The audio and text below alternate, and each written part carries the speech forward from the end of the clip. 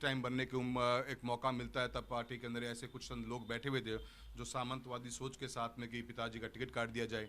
Party ने जब उनकी सुनकर टिकट काटी, फिर मुझे मौका मिला गया 2019 में फिर पीछे बढ़ पड़े कि फिर टिकट काट दिया जाए, और अब 2023-24 के अंदर फिर से यही हालत। एक व्यक्ति विशेष के कारण के दबाव में पार्टी चलती रही और दम घुटने लग गया ऐसे समय पे जहाँ पे पार्टी दूसरे पक्ष की बात को सुनने का ही इच्छुक नहीं थी।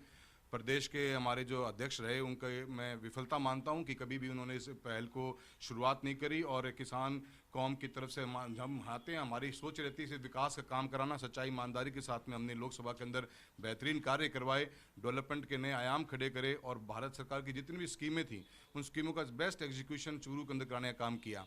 जब सुनता कोई नहीं है, दुख होता है और आक्रोश पैदा होता है जनता के अंदर।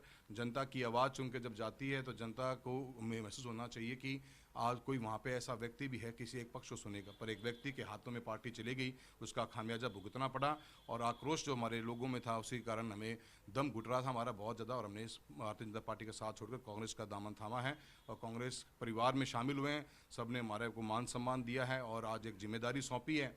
उस जिम्मेदारी पे मैं पूरा विश्वास रखता हूँ कांग्रेस पार्टी को, उनके अध्यक्ष महोदय हमारे खड़गे साहब को भी, डोटासरा साहब को भी, गहलोत साहब को, सचिन पायलट साहब को, कि जिन्होंने मुझ पर विश्वास किया है।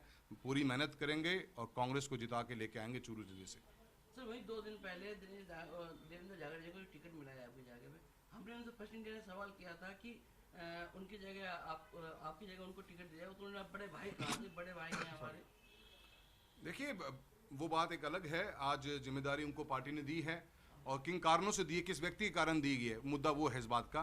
उस व्यक्ति ने आज वो तो उनका साथ छोड़ के चले गए जो कल तक हमारे के बारे में क्या क्या विचार रखा करते थे, और जब उनको टिकट मिली तो उनके बाद उनका विचार तो ये था कि सांसद राहुल कुशवाहा ने बेहतरीन कार्य करवाए हैं। अब उनके विचार बदल गए हैं और पार्टी की जिम्मेदारी थी कि एक व्यक्ति विशेष को ऊपर इतना बड़ा दबाव पार्टी पर पड़ा कि पार्टी ने अपने निर्णय बदल लिए। ये तो मैं समझता हूँ बहुत घोर अन्याय है।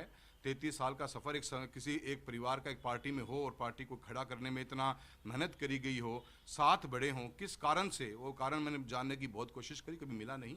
आज उसके कारण मेरे लोगों में, पूरी जनता में इतना आक्रोश है, और चुनाव जनता लड़ती है, चुनाव जिताना हराना जनता का काम होता है, जनता की आवाज़ को दबाया नहीं जा सकता। आज दबने का समय नहीं है। ये जो मानसिकता है, ये जो जिस सोच के साथ ये लोग काम करते हैं, पूरा कंट्रोल करना चाहते हैं सिस्टम पे, आज भी लोगों को दबाना चाहते हैं, दबने वाला कोई नहीं।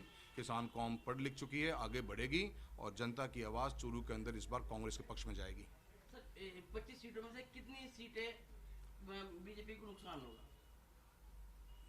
नुकसान क्या, अब हम तो ये मैं चूरू लोकसभा की बात करूं और शेखावटी बेल्ट में आप देखेंगे पूरा नॉर्थ वेस्ट राजस्थान जितना भी गंगानगर से लेकर जयपुर तक आप देखेंगे, पूरे में अच्छा इम्पैक्ट पड़ेगा। पॉजिटिव सोच के साथ हम आगे बढ़ेंगे और जो जिन लोगों के कारनामे उनको पब्लिक तक लेके जाएंगे, जनता फैसला करेगी, और मैं मुझे पूरी उम्मीद है जनता इस बार कांग्रेस का साथ देगी राजस्थान के अंदर।